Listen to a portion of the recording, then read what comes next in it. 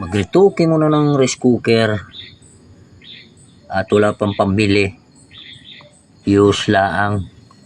Patawiran na lang natin ng wire na maliit para in case na mag short madali siyang maputol. Lagyan na lang ng tape dito, sayang naman kung hindi iusin. Tapos lagyan uli ng tape dito, may wire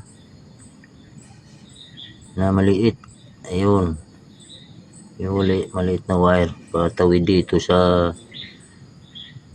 may dulo ng fuse kasi sira ito kaya ayaw gumana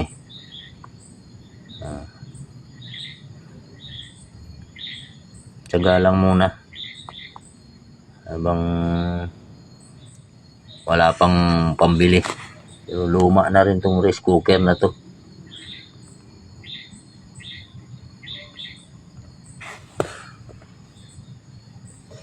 Walang pambili kaya tsaga mo na, lagyan ko na lang muna ng tape dito sa dulong to.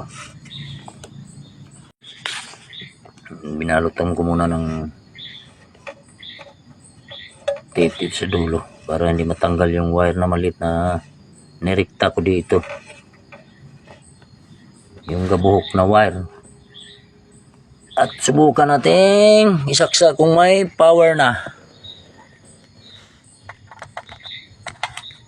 Ayun, hindi na nga bibili, gumana